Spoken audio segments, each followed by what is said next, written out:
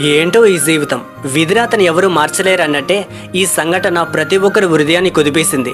242 మందితో ప్రయాణిస్తున్న విమానం ఒక్కసారిగా ఎయిర్పోర్ట్కి దగ్గర ఉన్న సమీపంలో ఓ మెడికల్ కాలేజీని ఢీకొట్టి భారీ ప్రమాదమే జరిగింది. ఇట్లాంటి సంఘటనలు గతంలో కూడా జరిగాయండి. ఒడిశాలో 2023 జూన్ 2వ తేదీన రైల్వే ప్రమాదం అయితే జరిగింది. దీని గురించి మీ అందరికీ తెలిసిందే కదా. గతంలో చూసుకున్నట్లయితే గత సంవత్సరంలో 2024 సంవత్సరంలో అదే తేదీన మరలా రైలు ప్రమాదం అయితే జరిగిందండి. ఈ సంవత్సరం చూసుకున్నట్లయితే ఇది ఏ నెల అండి? జూన్ కదా. జూన్ 12వ తేదీన అయితే ఈ విధంగా అయితే ఈ సంఘటన అయితే జరిగింది. ఇట్లాంటి సంఘటనల గురించి వింటున్నప్పుడు మన గుండె తరుక్కుపోతూ ఉంటుంది కదా.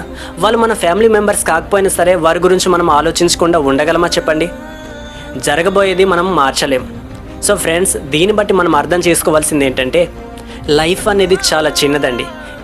ఈ చిన్న లైఫ్లో చాలామంది కోపాలు, క్రోధం, వారి మీద ద్వేషం, ఇలా కుతంత్రాలతో పగ పెట్టుకొని చాలామంది ఇలా ఉంటారు. ఉన్నదే ఒక లైఫ్. వీలైతే అందరితో కలివిడిగా ఉండి హ్యాపీగా ఉండాలి. మీకు నచ్చిన పని చేయండి. మీరు ఎలా ఉంటే, ఏం చేస్తే మీరు హ్యాపీగా ఉంటారో ఆ పనిని మీరు వెతుక్కోండి. ఓకేనా? ఉన్నది ఒక లైఫ్ అండి. చాలామంది బిజీగా ఉంటారు. మనం ఎప్పుడు ఉంటామో ఎప్పుడు పోతామో మనకు తెలియదు. మన జీవితం అనేది ఒక నీటి బుడగ వంటిది జీవితం. అది ఎప్పుడు ఉంటుందో ఎప్పుడు పేలిపోతుందో కూడా తెలియదు. ఇవాళ నేను ఈ టైంలో ఇలా ఉన్నాను, నెక్స్ట్ మినిట్ నేను ఏమైపోతానో నాకే తెలియదు. సో వీలైతే హ్యాపీగా ఉండండి. మీరు హ్యాపీగా ఉండే పనే చేయండి. ఓకేనా?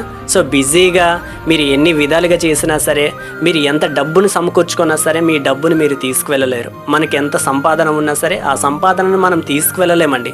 ఈ ప్రమాదాన్ని బట్టి మీరు అర్థం చేసుకోవాలి. ఈ ప్రమాదంలో మాజీ సీఎం కూడా ఉన్నారంట. ఆ సీఎం కూడా చనిపోయారంట. సో తెలుసా? సో మనం ఎంత ఉన్నతమైనటువంటి స్థానంలో ఉన్నా సరే మన టైం దగ్గర పడితే మనం వీటినన్నింటినీ కూడా వదిలి వెళ్ళిపోవాల్సిన గడియ ఒకటి ఉంది. సో అంతవరకు కూడా వీలైతే మనం హ్యాపీగా ఉండాలి. ఒకరిని ఇబ్బంది పెట్టకుండా, మన వల్ల వారు ఇబ్బంది పడకూడదు, వాళ్ళ వల్ల కూడా మనం ఇబ్బంది పడే పని మనం చేయకూడదు. ఓకేనా? వీలైతే హ్యాపీగా ఉందాం, హ్యాపీగా ఉండి పోదాం. ఓకే.